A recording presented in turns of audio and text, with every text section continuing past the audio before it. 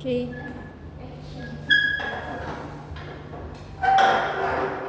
Assalamualaikum warahmatullahi wabarakatuh. Waalaikumsalam. Gimana kabarnya hari ini? Baik? Baik, Bu. Semoga semuanya dalam keadaan sehat dan semangat belajar ya. Iya, Ibu.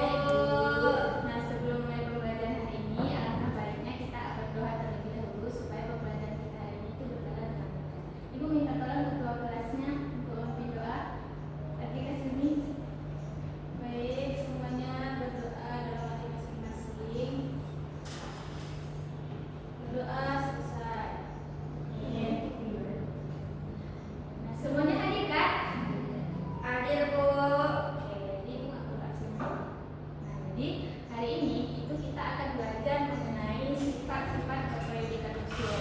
Nah, ternyata unsur-unsur dalam tabel periodik itu memiliki pola sifat yang akan berubah secara teratur. Ada atom yang ukurannya besar dan ada yang ukurannya kecil. Dan ada juga unsur yang mudah melepaskan elektron dan ada juga yang sulit untuk melepaskan elektron. Nah, hari ini kita akan mempelajari hal tersebut. Nah, sebelum lanjut, tujuan dari pembelajaran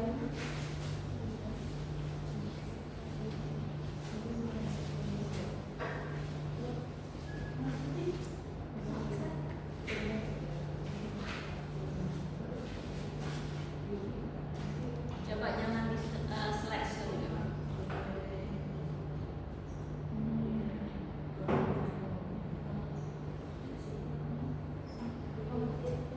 ini aja.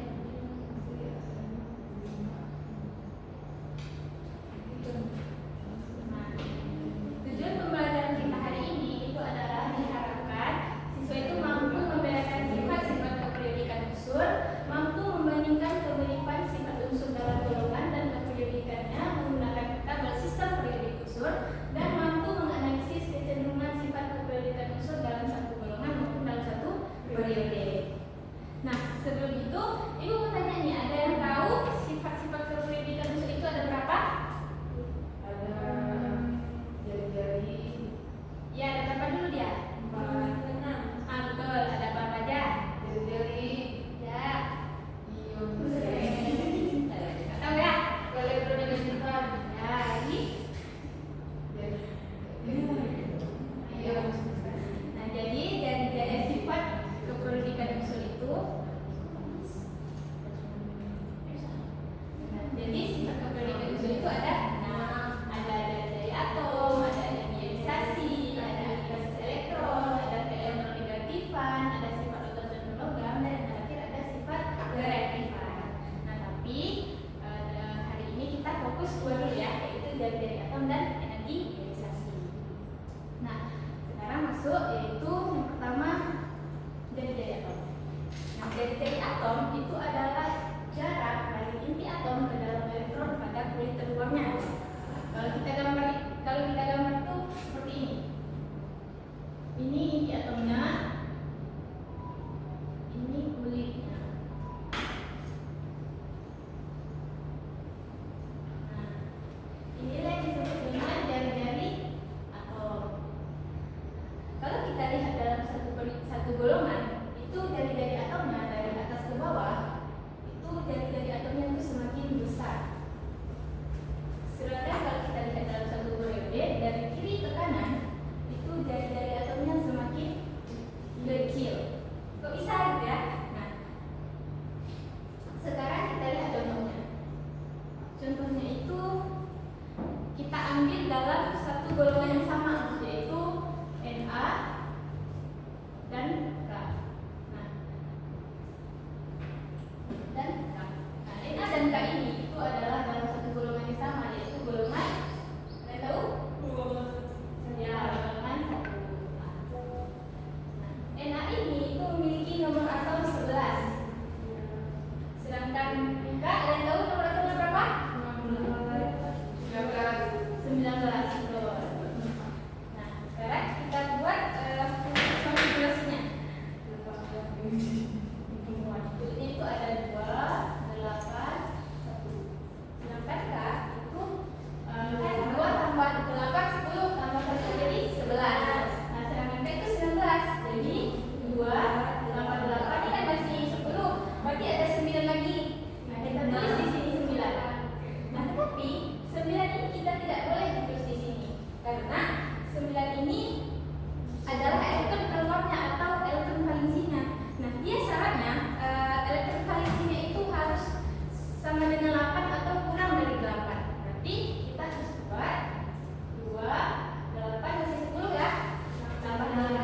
18, berarti tambah 1 jadi 19. Oke. Nah,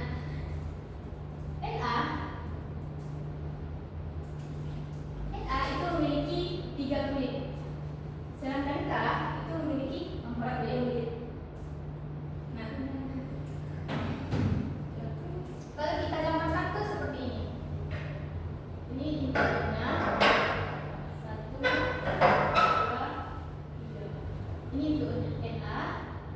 Kalau untuk K ini diatomnya 1, 2, 3, 4.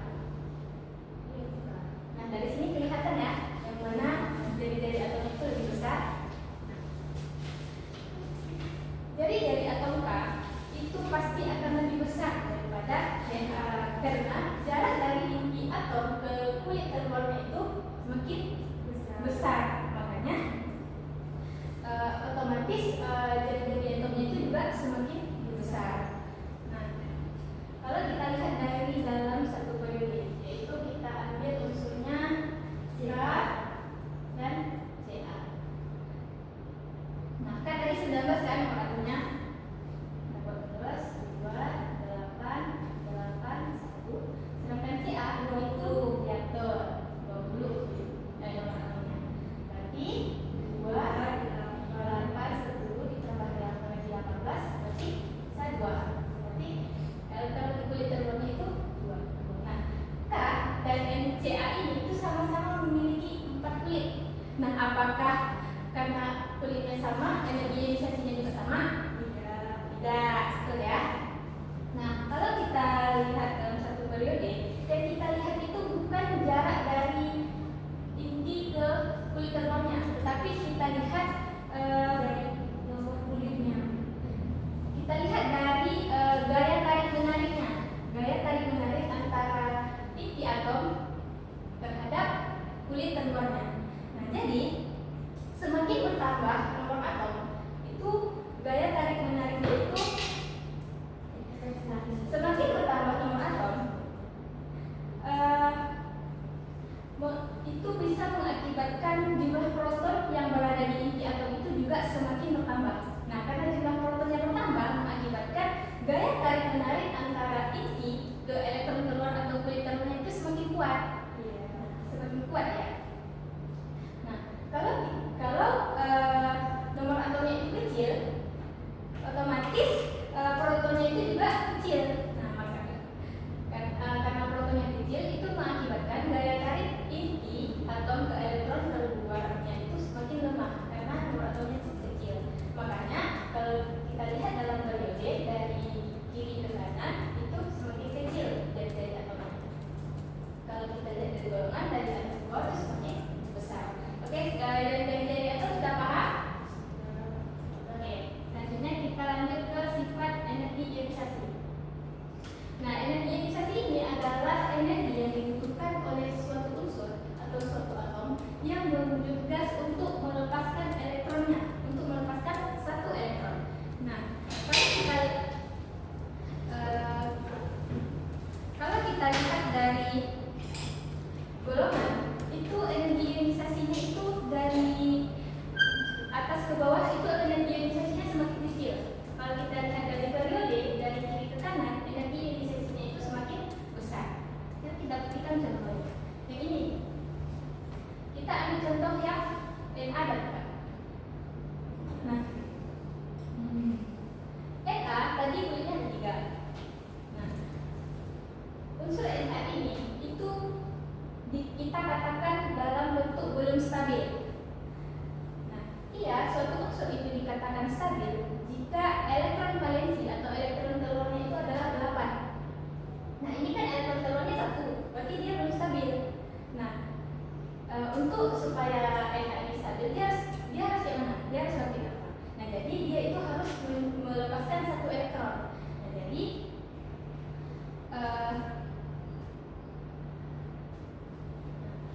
Na ini untuk melepaskan 1 elektron supaya kulit terluarnya itu menjadi 8, supaya dia bisa menjadi stabil. Nah, jadi Na itu ditambah dengan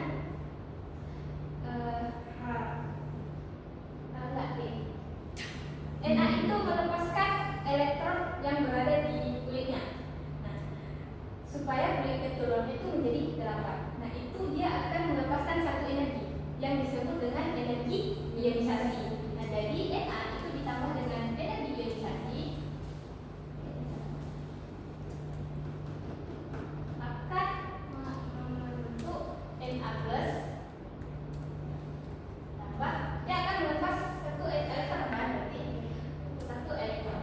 Nah, makanya jadi ini dia lepaskan menjadi kulit telurnya itu menjadi 8 supaya dia stabil. Nah, begitu juga dengan K, dia akan melepaskan satu